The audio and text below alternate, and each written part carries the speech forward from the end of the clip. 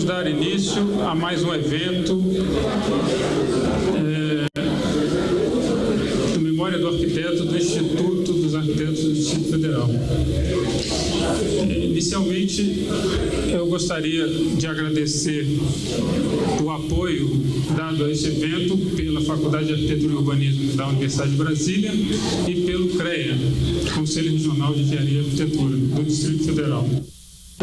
Gostaríamos também de agradecer aos patrocinadores que dão apoio ao evento. As empresas Irmãos Gravia e Cerâmica Aurora.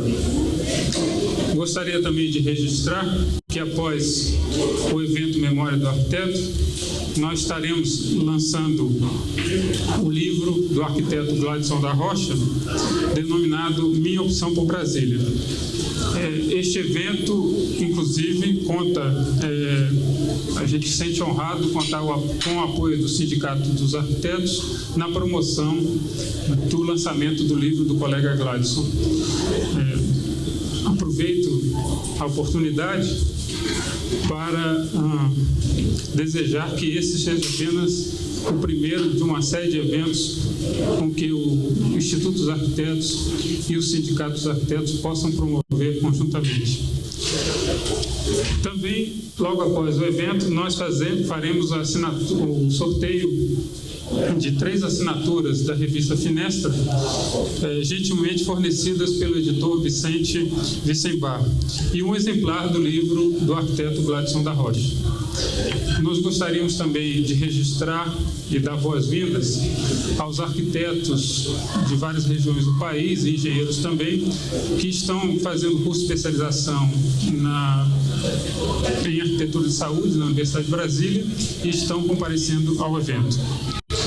E, por último, gostaria já de anunciar que a próxima evento nosso, o Memória do Arquiteto, contará como homenageado com o senhor Marco Paulo Rabelo, engenheiro renomado da cidade. Para dar início aos trabalhos, gostaria de convidar o nosso presidente, Sérgio Roberto Parada.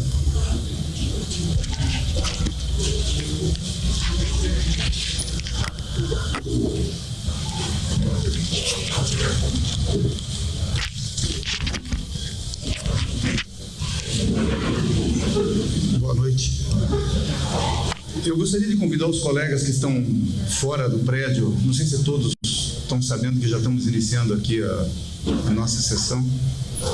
Eu gostaria de pedir o favor às pessoas que estão na porta para avisar para entrar.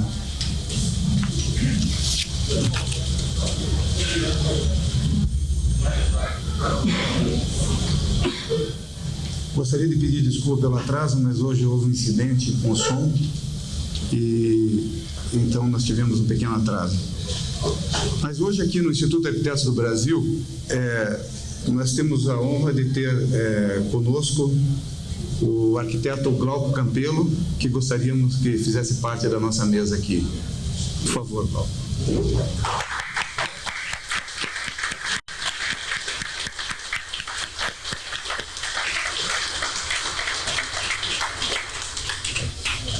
Senta aí.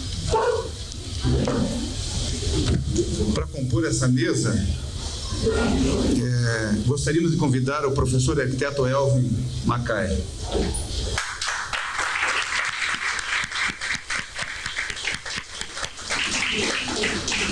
O arquiteto João Figueira Lima, Lelé.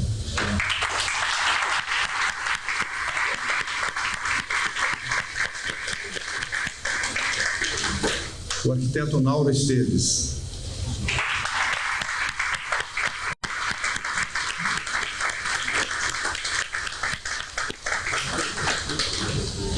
E o arquiteto Luiz Henrique Pessina.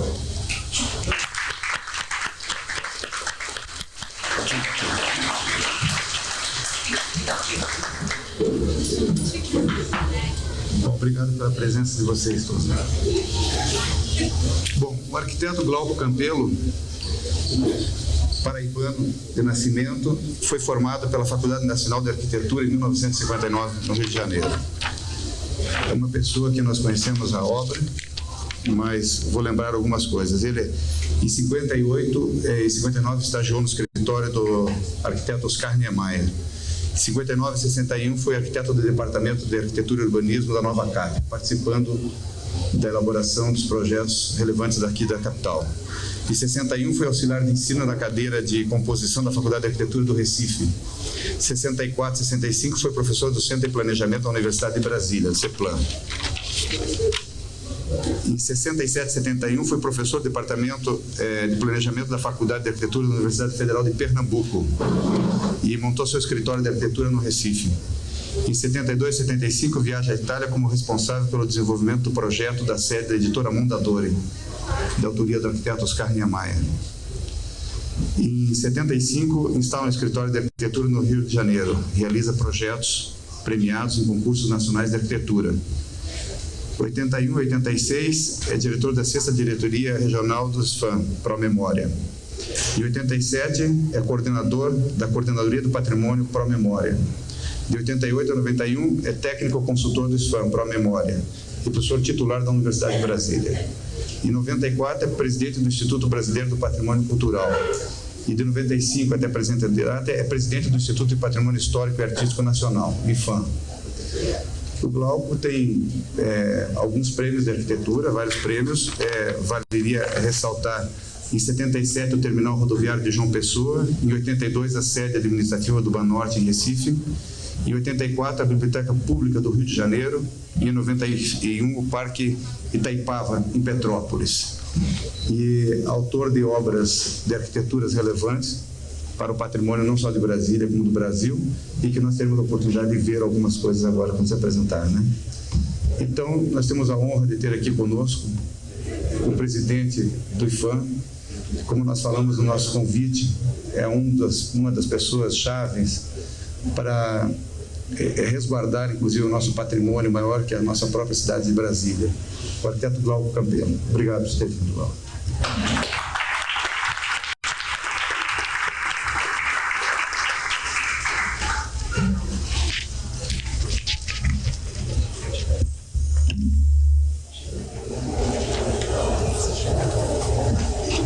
Boa noite a todos. É com imenso prazer que eu estou aqui com vocês para essa espécie de hora da saudade que o IAB promove já há algum tempo, com depoimentos dos arquitetos que viveram, sobretudo, o período da construção de Brasília e o período de vida da cidade. Eu hesitei um pouco como conduzir essa minha conversa com vocês, mas eu acho que a questão da memória, no caso do arquiteto, se reflete mesmo no trabalho do arquiteto. De modo que eu imaginei, então, que poderia falar do meu trabalho, onde tenho certeza a memória dessa experiência em Brasília, que, vou logo dizendo de saída, é a coisa mais importante na minha vida, como contribuição para a minha formação de arquiteto e para a minha formação cultural. Eu acho que, falando um pouco dessa minha vivência em dois períodos importantes que eu passei em Brasília,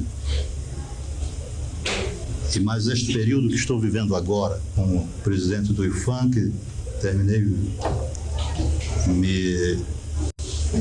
vindo morar mais tempo em Brasília do que no Rio,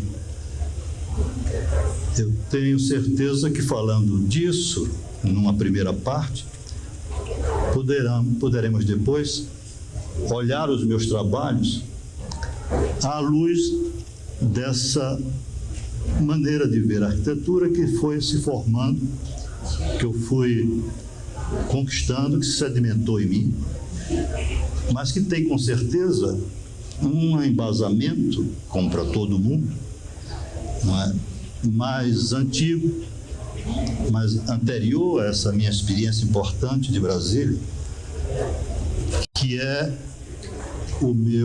a minha origem nordestina, de paraibano, de adoção pernambucana.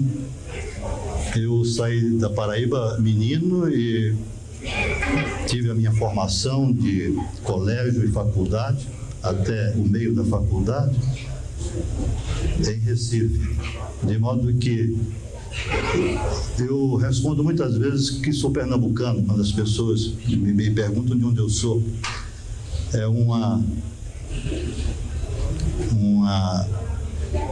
força tamanha essa adoção pernambucana na minha vida que eu às vezes esqueço que na verdade nasci na Paraíba.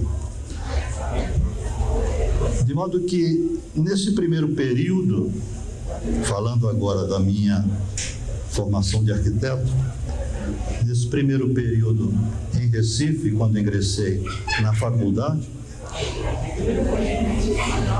eu já tinha uma predileção especial por uma questão que tem um caráter estético, que é a beleza das coisas simples e rudes do Nordeste, o modo como aquela gente sofrida do Nordeste se apropria, se comunica, se apropria dos objetos e se comunica através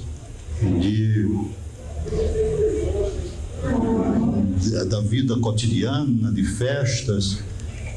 Eu estava ingressando numa faculdade, num mundo, portanto, sofisticado em relação aos meus primeiros dias de criança,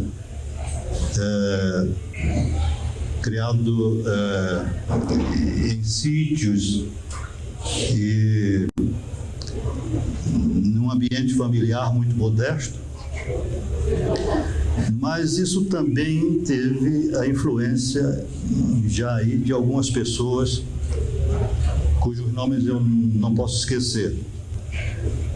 O primeiro nome que me vem à memória desse meu período de formação recifense, já no meu treinamento para me formar em arquitetura, é o nome de Evaldo Coutinho, um professor da Faculdade de Arquitetura no Recife, que tinha uma formação de filosofia e estética muito sofisticada e me ensinou a olhar a arquitetura como a arte de criar os espaços. Me ensinou que a matéria da arquitetura, da expressão arquitetônica, são os espaços, e que o arcabouço, baseado na técnica da construção, é o elemento que conforma esse espaço. Isso é uma visão parecida com a visão, por exemplo, de Zev no livro Saber Ver Arquitetura, que foi, digamos assim, o meu livro daquela época. E havia duas pessoas que eram mais próximas de mim, quase um pouco mais velhos do que eu, e que tiveram também uma influência extraordinária sobre a minha formação antes de chegar ao Rio e vir para Brasília, que foram Aloysio Magalhães e Ariano Suassuna. Com essa gente, eu aprendi a valorizar essas coisas simples dos objetos e da arquitetura do Nordeste. E isso nunca saiu da minha cabeça toda vez que eu recorro à intuição para imaginar algum produto novo da arquitetura. E eu fui um nordestino típico porque imediatamente me transformei num pau de arara e cheguei no Rio de Janeiro com meu querido amigo Arthur Lício Pontual, o Tapuru, e forçamos as barras lá do escritório de Oscar Niemeyer, onde Nauro já ditava as regras e conseguimos ficar por ali como estagiários, biscateiros, fazíamos paginações de revista, coisas assim. Quando surgiu, nesse momento, a questão de Brasília e o concurso para Brasília, que eu assisti a se desenvolver, e aqui já começa, portanto, Brasília a entrar na minha vida. Eu me lembro, na hora que se estava arrumando o salão para a apresentação dos projetos que concorriam ao Plano Piloto de Brasília, quando chega a Maria Elisa, sobraçando umas tantas folhas de papelão com páginas datilografadas, coladas nas pontas, né? E mais os desenhos à mão de Lúcio Costa. E aquilo foi estendido ali sobre o painel destinado à exposição, isso antes do julgamento. E eu então fiz a primeira leitura do relatório do plano piloto. Eu acho que fui dos primeiros a ler o relatório do plano piloto. E não esqueço nunca de uma frase que me impressionou logo no início do relatório. Na verdade, não concordo. Era assim que o Dr. Lúcio estava se apresentando, não é? À comissão julgadora do Plano Piloto de Brasília. É uma frase que, como muitas das frases ditas pelo Dr. Lúcio, terá todas as ambiguidades possíveis, inclusive esta, explícita. Ele não estava concorrendo. Mesmo porque, dizia ele logo adiante, a ideia já nasceu pronta. Ele foi como que iluminado. É uma recordação engraçada desse tempo em que nos instalamos primeiro num barraco de obras construído no terraço do prédio do IAPI e depois na sobreloja do Ministério da Educação, enquanto aguardávamos o momento de vir para Brasília. Eu me lembro de Dr. Lúcio também nesses momentos, quando chegava lá. É engraçado porque a nossa relação pessoal era já com Oscar, em função do trabalho. Dr. Lúcio, de certa maneira, era uma coisa distante, porque ele cuidava do plano diretor e nós não éramos da equipe do urbanismo. E eu vou dizer uma coisa meio infantil, mas eu me lembro disso muito bem, que ele tinha uns óculos guardados numa caixinha de prata e ficava observando os projetos, anotando as coisas assim, apontando com aqueles óculos de prata. E eu, sempre que ele fazia isso, eu me lembrava do comandante do navio, do encoraçado Potemkin, apontando as moscas sobre a carne. Com os óculos, com o piscinê.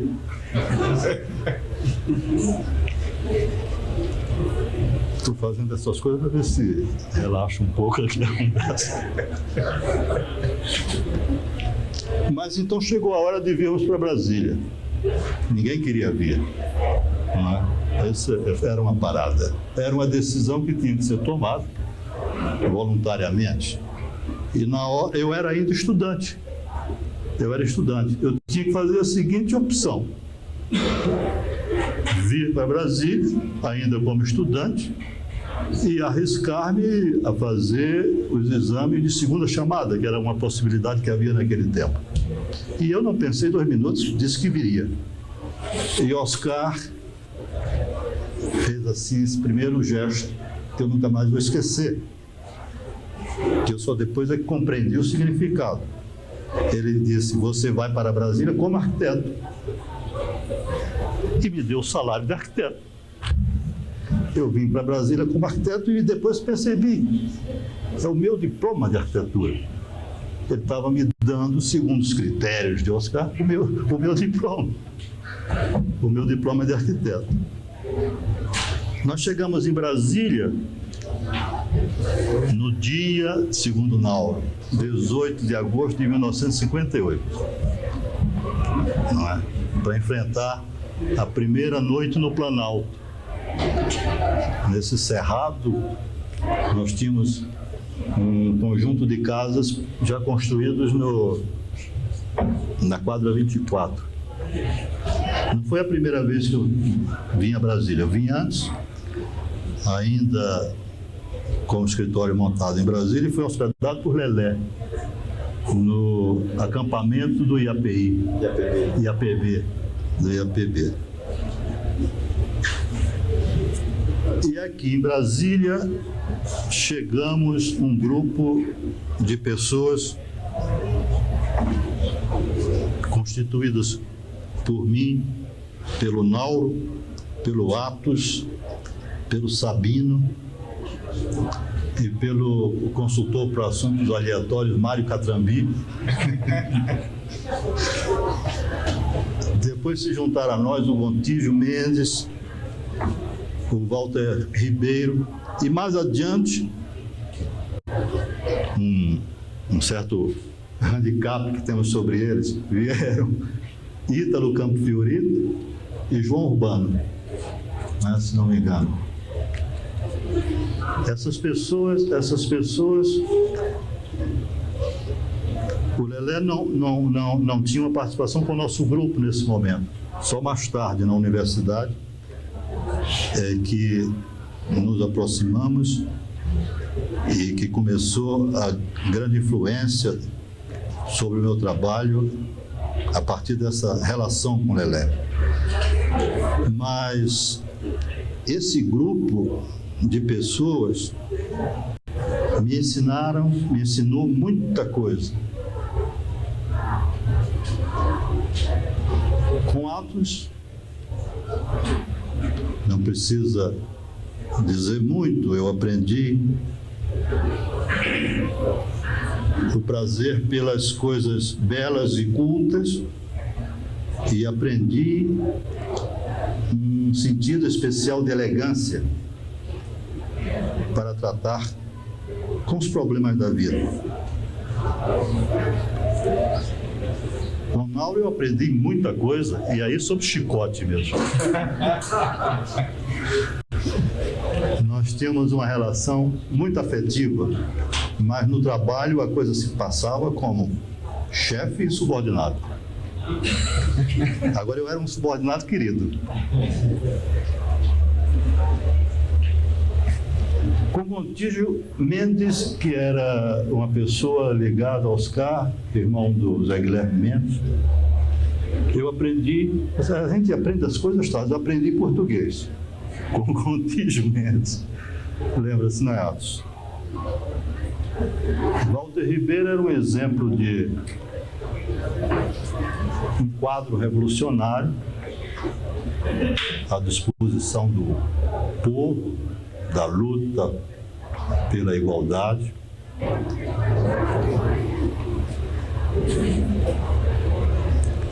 E o Walter terminou sendo sacrificado.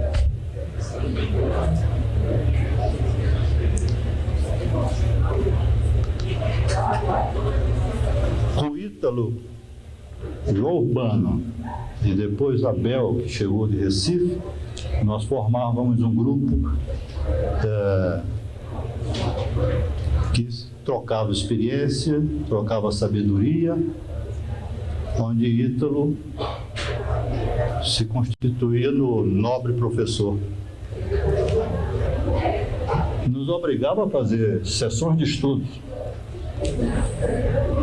Depois do trabalho, éramos levados de casa para o trabalho, do trabalho para casa, na caminhonete do Pará, no meio dessa poeira. E de noite ainda tínhamos tempo de fazer sessões de estudos. E os livros eram Marx e Choisy.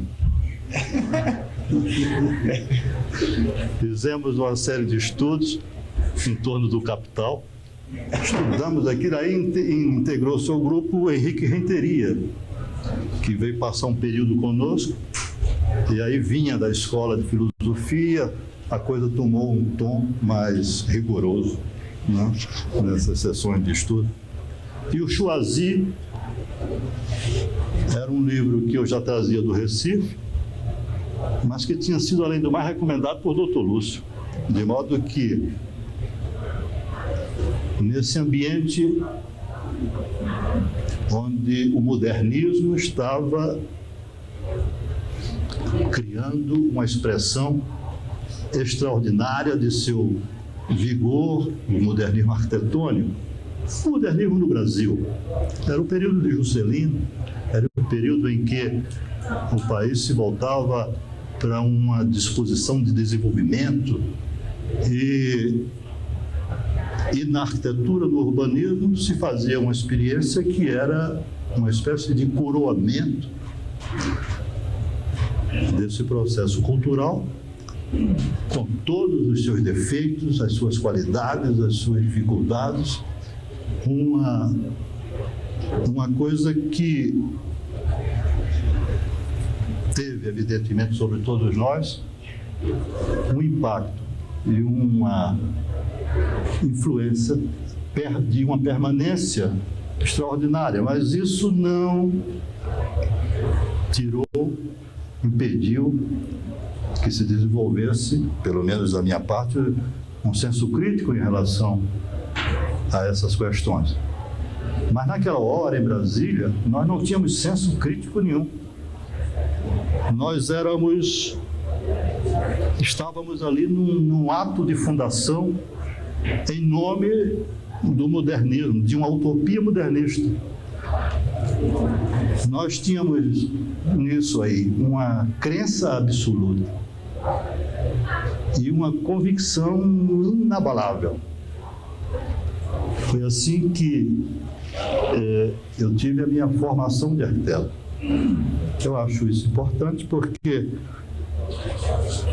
isso se reflete, a meu ver, em meu trabalho, ao longo da minha experiência profissional.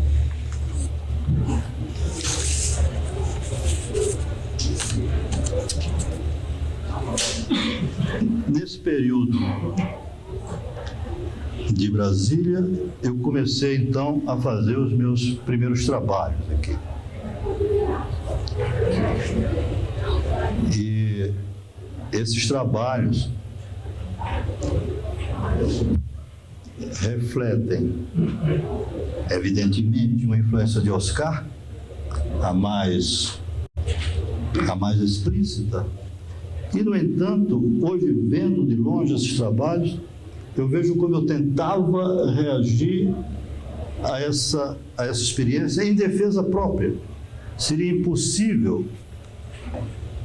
um jovem, quase menino, tentar enfrentar a questão da arquitetura a partir de uma influência causada por uma arquitetura como a de Oscar, com uma linguagem tão específica, tão peculiar, uma linguagem de autor. E esses meus trabalhos, eu acho que, sem deixar de refletir essa influência de Oscar, essa visão de modernista e as minhas afeições pelas coisas do Nordeste, estão absolutamente ligados a todo o desdobramento de meu trabalho futuro. Eu tinha notado aqui umas coisas que eu estou olhando agora e estava me lembrando, que é a coisa da presença dos estrangeiros em Brasília naquela época. Nós tivemos, inclusive, um congresso de críticos de arte aqui, com a presença dos brasileiros trazidos por Mário Pedrosa, de Saarinen, tinha o Neutra, veio também o André Chastel, da França, veio o Bruno Zero, e outras pessoas que eu não me lembro, mas nesse congresso a questão de Brasília foi examinada criticamente, mas culminou com um grande êxito e um louvor generalizado por parte desses visitantes estrangeiros, menos do ZEV. O ZEV só se dobrou aí a arquitetura de Oscar e da Avenida Brasil mais recentemente, quando declarou que o conjunto lá do Árvore era uma das obras mais importantes desse século. Mas naquela ocasião que ele esteve em Brasília, Ítalo Campo Fiorito me contou que da Praça dos Três Poderes ele apontava para o púlpito e dizia assim: manca um Mussolini. Que entrou no Congresso e perguntava quando começaria o baile, coisa desse tipo. Mas os visitantes eram detestados por nós, sobretudo por Ítalo, que tinha sistematicamente o encargo de recebê-los. Nós falávamos muito mal as línguas estrangeiras e Ítalo falava bem francês. Quando era gente ligada às artes plásticas, caía um pouco para o Atos. Mas os arquitetos, era Ítalo que os acompanhava aí por Brasília. E uma vez me foi dito que Ítalo não estava, você vai receber um arquiteto chinês que chegou aí. Eu digo, bom, chinês eu vou. Mas era um arquiteto chinês que falava inglês. Falava muito bem e me impressionou de uma forma absolutamente inesquecível a elegância com que esse homem estava vestido, em pleno Planalto de Brasília. E só muito tempo depois eu vim saber que esse camarada era Pei, o arquiteto americano. Pois é. E eu acompanhei o Pei por Brasília um pouco pensando que ele era um arquiteto chinês radicado. E era isso mesmo, era o chinês radicado nos Estados Unidos. Me lembro também de Aloysio e Feldman, que estiveram aqui muito tempo. E Aloysio já interessado na questão da coisa popular, da arte popular no Brasil, ficava apontando para Feldman certos objetos, certas ferramentas que os operários usavam, assim como objetos de extraordinária beleza. Me lembro que Ariano Suassuna, depois que nos divertia lá em Recife nos serões do gráfico amador, dizia que Aloysio passava, pegava um objeto no chão e mostrava para o Feldman e dizia: veja que beleza esse objeto produzido. E ficava Ariano a perseguir aquele objeto a noite toda. Eu vi isso depois no filme do Fellini, La Estrada, em que o personagem principal acha uma coisa no chão, eu nunca esqueci disso, e fica olhando aquilo e volta assim contra o céu e diz que maravilha, um saço, uma pedra. Me lembrava de Aloysio de Feldman com essa história. Mas eu estou me alongando muito.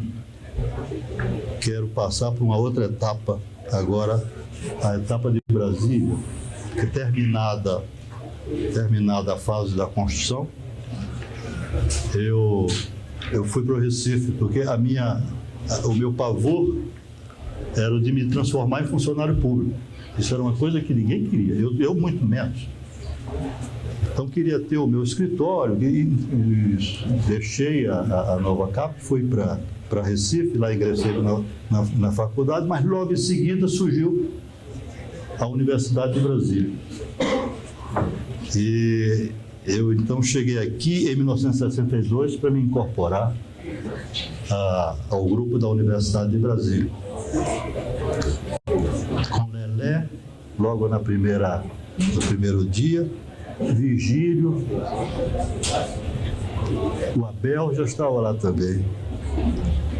Além do Atos e do Ítalo. Não. Depois vieram se incorporando os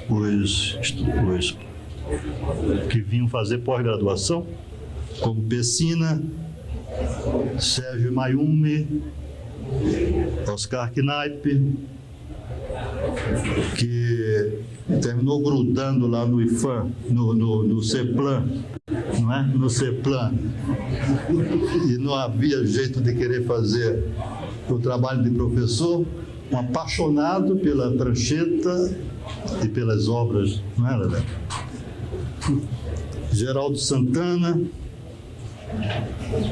Geraldo Nogueira e Márcia, Fernando Burmaster, Armando.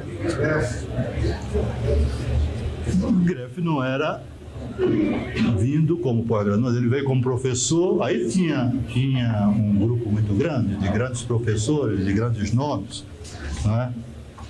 E tinha aquele... Era um momento em que a universidade se preparava para fazer uma coisa excepcional, juntando aqui nomes extraordinários,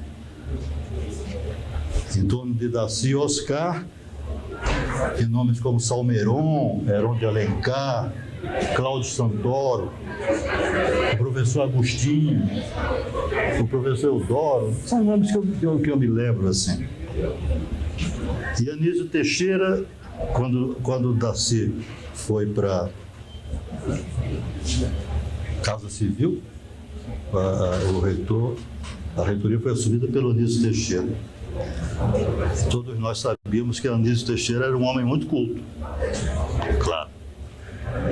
E uma vez no CEPLAN, ele chegou lá, são coisas assim que eu me lembro, e pela fresta entre a parede e o teto se refletia uma luz do barro. O sol batia no barro de Brasília, iluminava o teto assim de cor-de-rosa. E o Anísio Teixeira, quando entrou lá, diz: "Ah, são os dedos da aurora." Nunca esquecer. E a visita do Corbusier nessa época foi um corre-corre, porque Oscar me pediu para montar um retrato de Le Corbusier no CEPLAN, em homenagem. E a gente não tinha nenhuma fotografia, tirou-se de um livro, ficou de uma qualidade péssima. Alguém deu uma ideia e se botou uma rede muito transparente assim por cima, e fez o retrato com aquela rede. Então, quando ele entrou no CEPLAN, ele disse: "Ah, pensez-vous que je suis un péché?" E eu me lembrei que ele é pescador, sim. Passou a vida toda pescando adeptos, né? Pescando. Mas depois vieram aqueles momentos complicados da universidade. Nós vivíamos ali um cotidiano intenso de discussões políticas, de vida política, aquela nossa convivência com os alunos, com os estudantes, era uma coisa extraordinária. O Elvin, nessa ocasião, estava no Instituto de Artes, né? E se lembra muito bem com a gente. Eu hoje tenho no meu gabinete do IFAM algumas cadeiras desenhadas pelo Elvin naquela ocasião. Sabia disso? A Luiz que levou. A Luiz que levou para lá.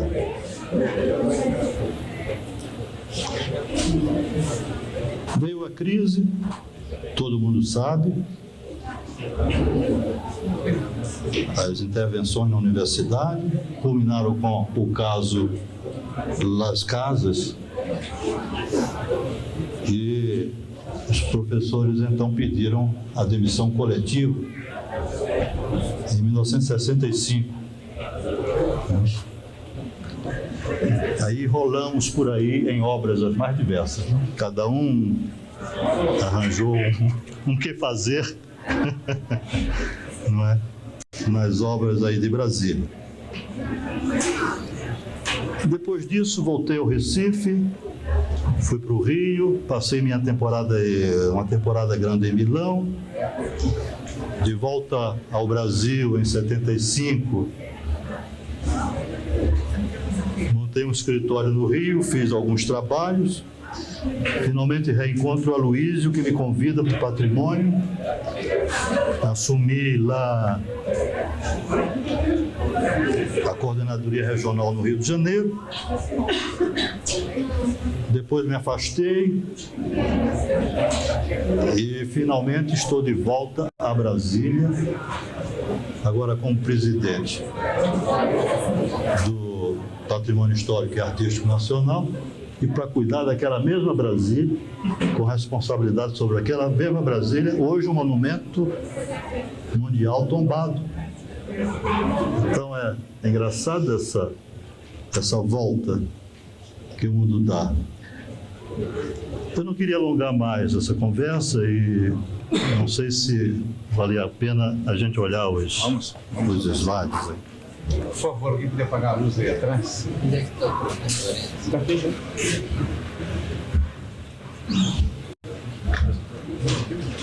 Eu acho que não.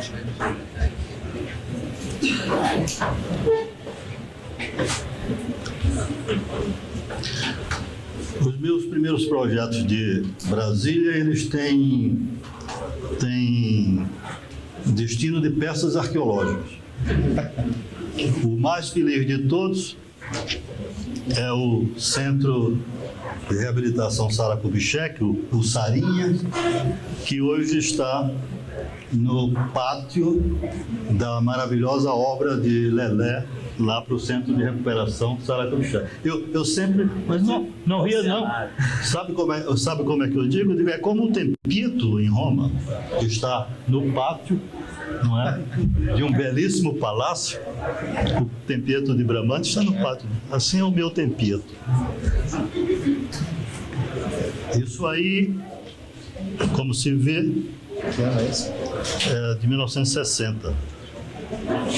A construção. 60. Isso eu projetei como arquiteto da Nova Cap, não é? Oscar sofreu um acidente de automóvel numa das vindas a Brasília. E tinha essa encomenda do hospital. Ele, então, me encarregou de fazer o projeto, que ele, naquela ocasião, estava sem poder fazer. Você lembra, não é não? Vamos a outra foto. Quer dizer, é uma estrutura retilínea, não é? Com os combogós do Nordeste. Eu não pensava nessas coisas, não. Eu fiz assim porque sentei na prancheta e fiz desse modo. Eu penso hoje, para dar um ar assim mais rebuscado a coisa. E tem várias texturas assim de paredes vazadas, né? Eu gosto dessa coisa. Tem Oscar, mas não tem nada a ver com Oscar, não é? Vamos adiante. Esse é o projeto da Capelinha, lá dos anglicanos, que hoje está também uma peça arqueológica, ela está sendo soterrada, não é? Já tem outra camada por cima, outra camada construída por cima do bloco anexo, não é? Pois é. É uma experiência de pré-moldado. Na universidade nós estávamos, aí já era o modernismo na ponta dos cascos, não é, Lelé? Porque a gente não fazia por menos senão utilizar os últimos rigores da tecnologia da construção. E essa é uma experiência com pré-moldados. Todos conhecem, não? Passa adiante. Outra vista. Essas são fotografias de época feitas por Marcel Gauthiereau.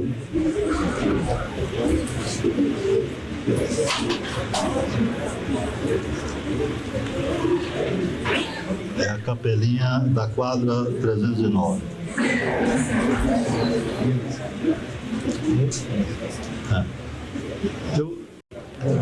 Eu gosto dessa coisa que outro dia, conversando com o Oscar, ele estava falando assim, arquitetura silenciosa. Ele diz, isso também é bom, assim, a arquitetura silenciosa muda, né? É um pouco essa minha predileção, assim, pelos planos fechados.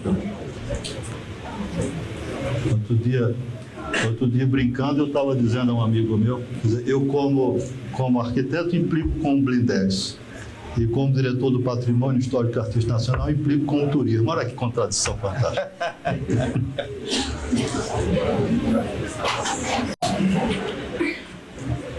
Quando eu fui para Recife, recebi lá um encargo de fazer uns projetos para uma cidade que ia ser instalada a partir da construção da empresa como era, Cris?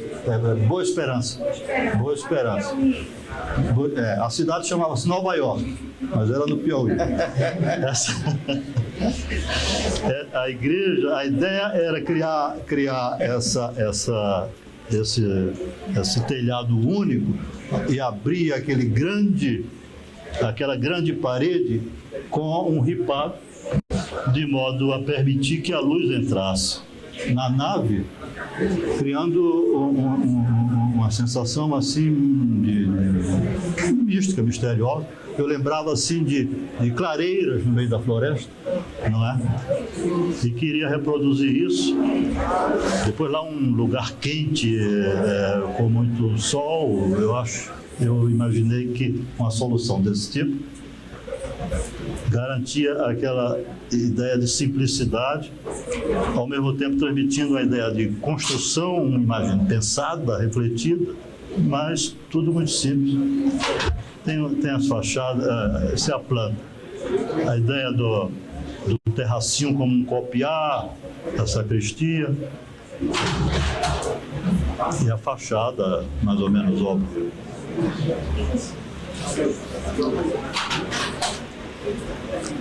Eu, quando cheguei em Recife, fiz uma casa para mim lá em Boa Viagem, também baseado no mesmo critério de criar um espaço para habitar que se resumisse praticamente a uma sombra. No Nordeste, o clima permite isso. Você pode ter uma casa como essa aí, sem vidro. É uma casa que de repente se transforma numa varanda. Na outra foto a gente vê essas portas abertas, quando correm assim, comunica a sala com o exterior e a casa se transforma numa varanda. É um projeto assim muito simples. Eu trouxe assim um pouco ao acaso, coisas pensadas no material que eu tinha à mão, que eu sou muito descuidado com essa coisa de fazer um arquivo para mim. Vamos adiante. Isso é o meu período de Recife, um prédio de apartamentos lá em Boa Viagem. Esse não tem muito. Isso aí é uma construção aproveitando uma velha estrutura que tinha sido abandonada pelo INPS, e se fez aí um hospital de reabilitação motora também. E o problema era o seguinte: a estrutura tinha sido abandonada porque não suportava o número de andares previsto. Então eu tive que dar uma solução de manter o conjunto assim com 3 ou 4 pavimentos e subir com a lâmina fora, criando uma nova fundação. Mas eu também quero mostrar aí um pouco essa ideia de manter os planos cegos, assim, das fachadas, né? Aí a parte de hall,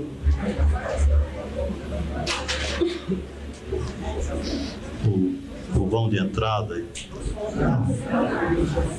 Vamos em frente, que a gente tem.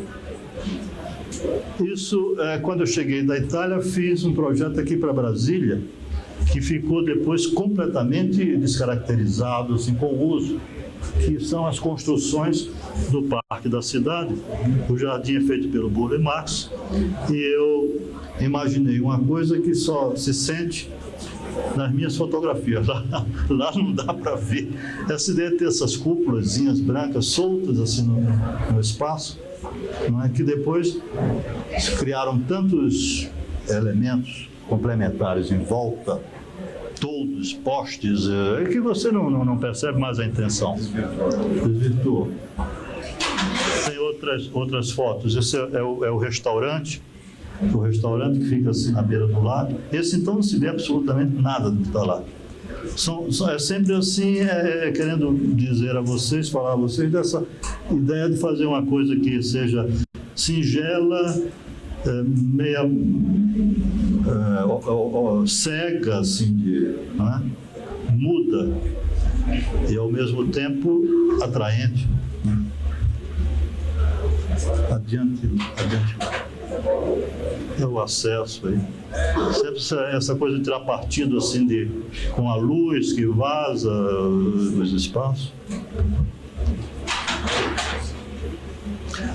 Isso aí é um projeto que eu fiz e gosto muito, que é uma proposta para um centro popular de cultura lá no Rio de Janeiro. Isso ia ser construído no Catete. Então a ideia era ter uma praça rebaixada, porque as ruas ali têm um movimento de automóveis assim muito intenso, isolar um pouco numa praça rebaixada. Aquele bloco do centro seria um museu de arte popular, assim com muita simplicidade, aquelas duas clarabóias, fachadas de combogó. Do lado de lá um teatro, que eu então fiz como se fosse um circo, e para suportar a cobertura, a empanada do circo, eu imaginei pendurar no arco para evitar aqueles mastros internos, né? E do lado de cá, uma série de lojinhas em volta de uma cúpula vazada, assim. Outro aspecto aí da proposta do circo. Isso foi antes do Sambódromo, hein? Esse arco aí.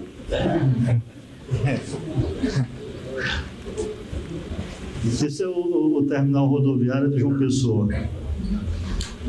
É uma solução que leva essa questão assim, da sombra, até pelo próprio programa, a uma situação radical. É só uma cobertura e uma série de terraplenos no interior que resolvem o problema da estrutura. Tem esses grandes portos. Pode passar outra para ver se consegue ver alguma coisa. Esse é o lado do embarque. Eu acho que não tem fotos da nave aí, que não achei. E a nave é entre esses dois pilares aí. Vamos em frente. Esse é o projeto da Biblioteca do Rio de Janeiro. Quer dizer, é uma biblioteca pública situada num local complicado para você realizar a integração do edifício porque na Avenida Presidente Vargas, se você constrói ali uma construção de 3 andares, com janelas e isso naquele ambiente de escala pesada e brutal da Avenida Presidente Vargas, soaria mal. Então eu busquei uma solução com vigor assim para suportar a integração com a avenida. E aí usei um tipo de concepção de pré-moldado que o Oscar tinha usado já aqui Forças Armadas lá, Forças Armadas. Tem outra forma, naturalmente, mas o princípio é o mesmo. Essas peças em U, onde as lajes se apoiam, e o elemento central, depois nós vamos ver, passa aí outro. Quer dizer, ao mesmo tempo, quando você se aproxima, o prédio se vaza completamente, isso é a entrada. E aí, de propósito, até as divisórias internas dos compartimentos são divididos com vidro, com paredes de vidro entre um e outro, algo que cria esse ambiente assim muito vivo. O miolo é construído no local, essa grande cúpula tem uma passagem, uma rampa que liga os vários andares. Um outro aspecto aí pré-moldado. Tudo pré-moldado, exceto os pilares e vigas centrais dessa parte que constituem a amarração. Depois a cúpula é novamente pré-moldada. A gente até percebe ali as costelas com as várias partes. Isso aí, quer dizer, essa coisa de trabalhar no dia a dia tem idas e vindas. Isso é uma casa que eu construí em Petrópolis e que foge um pouco a essa expectativa quer dizer, do produto de um arquiteto modernista. Porque eu me preocupei tanto com a integração e tive tantos problemas, porque era uma casa para mim, que não dispunha de todo do recurso, fui fazendo aos poucos. Então resultou, como eu não queria habitar uma casa com obras, eu fui fazendo pavilhões, pequenos pavilhões. Comecei com esse aqui de baixo, quer dizer, como se vê, com muitíssimo pouco dinheiro. Depois as coisas foram melhorando e eu fui fazendo os demais. E ela procura criar um clima assim, com isso, um clima de casa de fim de semana, ao mesmo tempo se constitui, como o terreno também é muito acidentado, eu não queria fazer movimento de terra. Terminou ficando assim com o ar de uma pequena vila. Passa lá, olha. Aí a gente vê assim as casas soltas no terreno. Né? Aonde é isso? Em Petrópolis. A outra. Está lá assim. Aí fui fazendo, misturando até os materiais, assim, com madeira, tijolo. Tem mais? Eu gosto muito dessa coisa de uma casa ficar vis a vis com a outra, não é? Cria entre um e outro, então tem um pátio ali, que funciona como um estar ao ar livre. Então, isso para casa de semana é engraçado. Tem outro ainda, parece. Isso é dentro de um dos pavilhões, tirando partido assim do próprio teto para compor esses espaços, assim como pequenas naves de igreja. Isso é um projeto aí para voltar ao rigor de arquiteto do modernismo. É uma proposta que eu fiz para um concurso que houve em Osasco, lá em São Paulo, para a praça cívica de lá, com prefeitura, câmara e secretarias. Quer dizer, aí mais ou menos óbvio, lá embaixo tem o gabinete da prefeitura, aqui na frente a Câmara de Vereadores com o plenário e as secretarias naquele bloco longo que se inflete sobre a praça de modo a criar do lado da rua uma espécie de pórtico de entrada. Tem umas fotos de maquete, é uma coisa assim.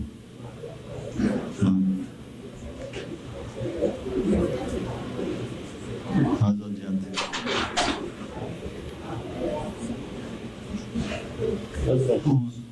É um concurso, mas já competindo com, quer dizer, já no momento em que as pessoas estão voltadas assim para uma coisa mais a chamada, entre aspas, pós-modernismo, né? Modo que isso passou em brancas nuvens. Não é outra foto. É uma coisa simples assim, mas eu gosto eu tenho a impressão que essa praça se teria, na escala lá da cidade, de Osasco, ela poderia funcionar bem. E os prédios têm pátios internos, né? Então é isso.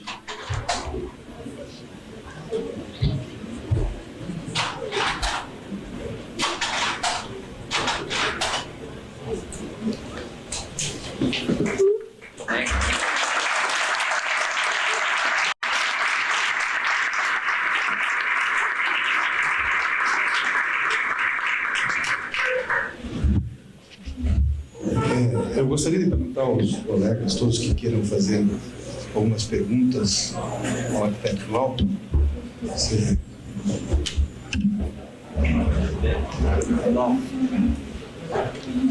Está saindo som? Acho que sim. Tá? Não fala assim. Não, tá sim. Ô, Glauco, eu gostaria do seguinte. Evidentemente, você está fazendo um trabalho importantíssimo do patrimônio, que não já vem de algum tempo, né? E eu gostaria que você apresentasse aqui os presentes, não só o resumo desse tipo de atividade, mas no caso presente, a implicação que isso tem com a própria cidade, no caso do que ela hoje tem que comprar, né? Do histórico. A minha experiência no patrimônio, eu tivesse que fazer uma conversa mais completa, eu teria que dizer também como isso se refletiu no meu próprio trabalho, a partir de uma experiência muito grande com a restauração do Paço Imperial e o contato com os colegas do patrimônio. É um outro lado assim da questão, meio que se reflete com certeza no meu trabalho, mas Lelé está querendo que eu fale mais assim talvez do esforço que estou fazendo atualmente no patrimônio, sobretudo depois de os serviços públicos no Brasil terem passado por um momento difícil, sobretudo na área da cultura. O patrimônio foi quase desmantelado. E o nome até, em certa ocasião. Em certa ocasião mudaram o nome. Mudaram, inclusive, o nome de IFAM, que era o nome tradicionalmente conhecido até internacionalmente. Cheguei a dizer, me permita dizer, claro, na Universidade de Brasília, fazendo lá um discurso, essa sigla pertence ao patrimônio moral da nação. Exatamente. Não pode ser educação. Infelizmente, bom, desculpe. Então, digamos que na minha gestão há até um trabalho de restauração, sem blague. Restauramos, inclusive, o nome. Não, mas, sobretudo, um esforço para que o patrimônio retome um conjunto de linhas vitais, extraordinárias da sua atuação ao longo do tempo, que são contribuições extraordinárias de grandes figuras brasileiras, não é? Algumas diretamente ligadas ao patrimônio para o público em geral. Imediatamente todos nos lembramos de Rodrigo Melo Franco, dos seus assessores, de Lúcio Costa, e figuras que nem todos se lembram que estão vinculados ao patrimônio, como Mário de Andrade, né?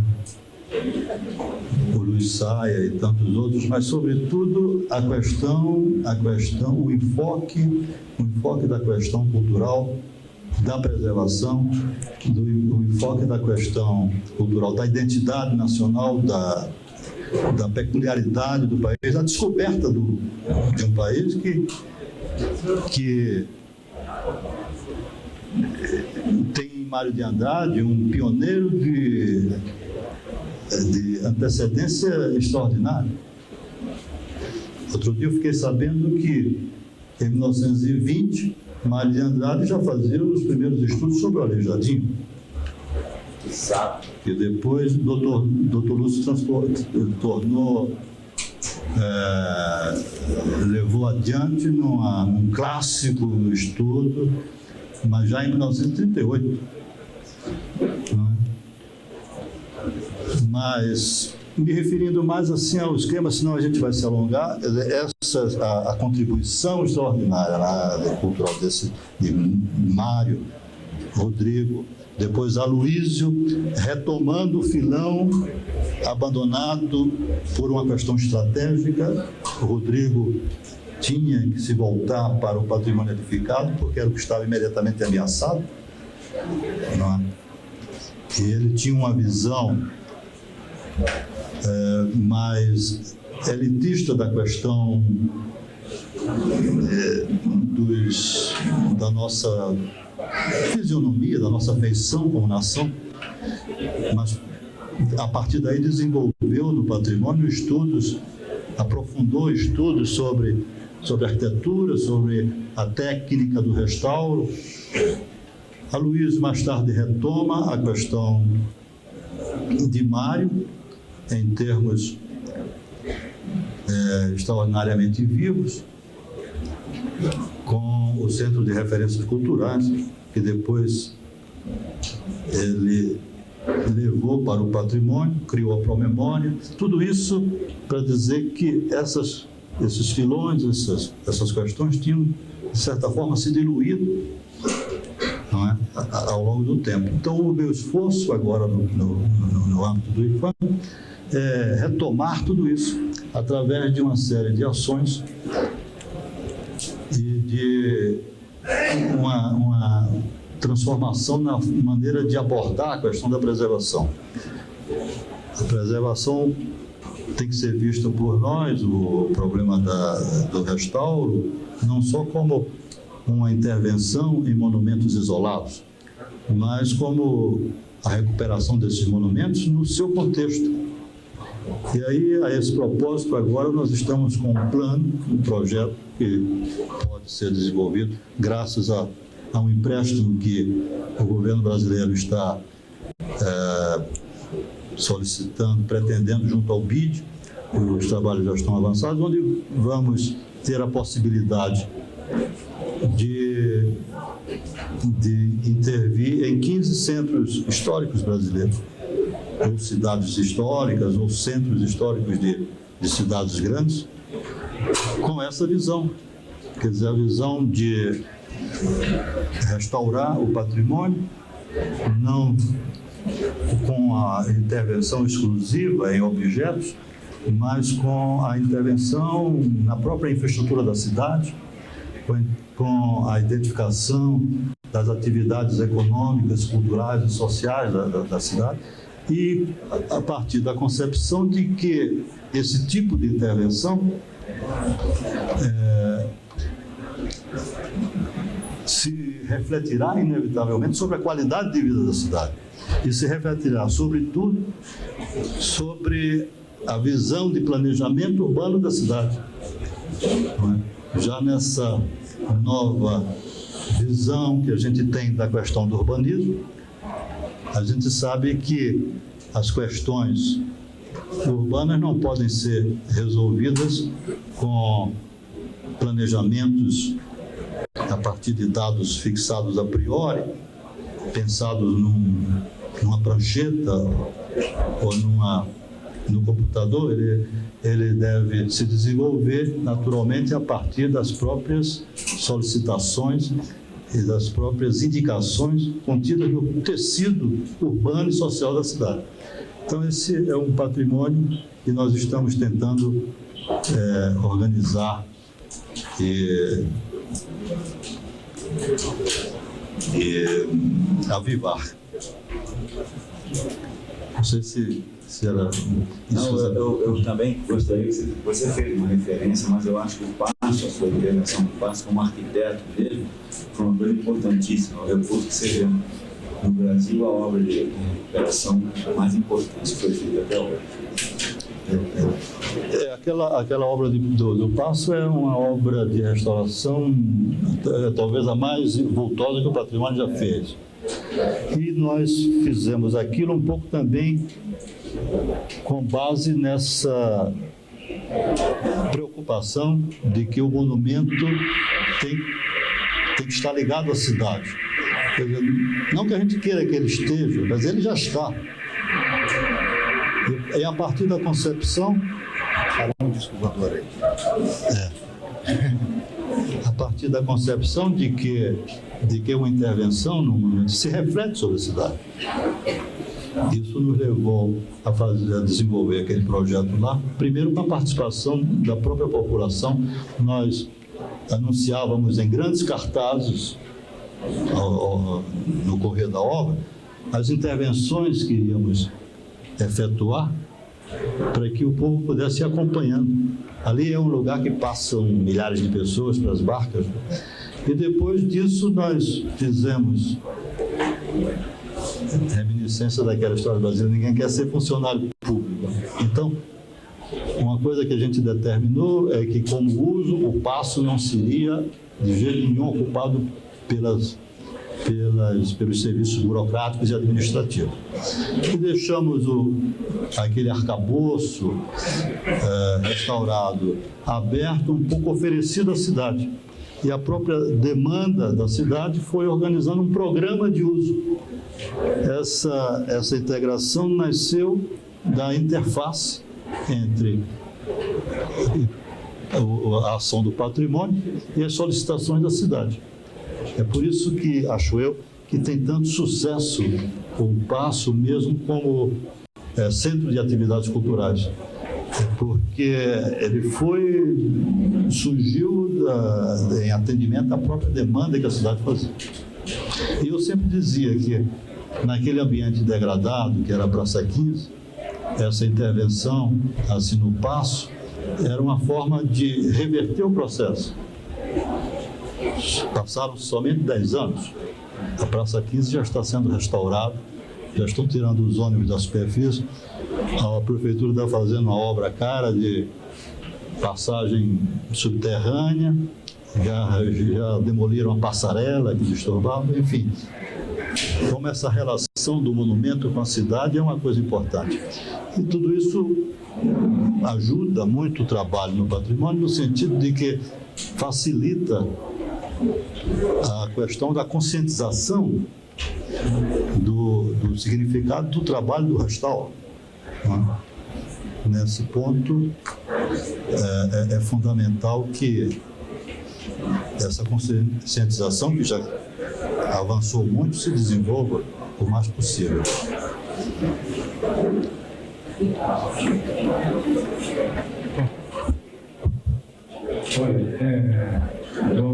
Nós gostaríamos, antes da leitura da ata que o arquiteto Otto Ribas vai fazer para nós aqui do IAB-RDF gostaríamos de agradecer em nome de todos os arquitetos que estão aqui presentes, a sua presença aqui conosco, por essas informações que você tem passado, assim como os outros colegas nossos também têm passado, principalmente para as gerações mais recentes, para conhecer todo esse acervo que cada um de vocês tem dentro. Então, nós gostaríamos de agradecer a sua presença. E o Otto vai fazer a leitura da ata. Por favor, Otto. Ata da 40ª reunião do Conselho Diretor do IAB do Distrito Federal. Aos 22 dias do mês de outubro de 1996, o Conselho Diretor deliberou conceder o diploma de merecimento ao Sr. Glauco Campeiro por sua relevante contribuição em prol do desenvolvimento da arquitetura e da preservação da cidade como patrimônio cultural. Pelo presente ata, eu, Otto Toledo Ribas, primeiro vice-presidente em substituição à secretária-geral do IABDF, lavro a presente ata e assino juntamente com o presidente da entidade, arquiteto Sérgio Roberto Pará.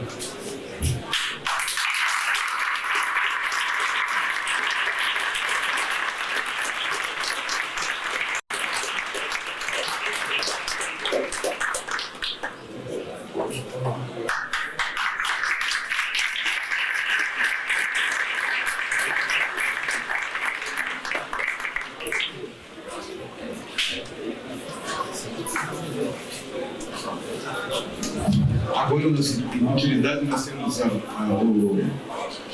o lançamento do livro do arquiteto Gladson, então nós vamos ter o nosso coquetel de confraternização. Obrigado a todos.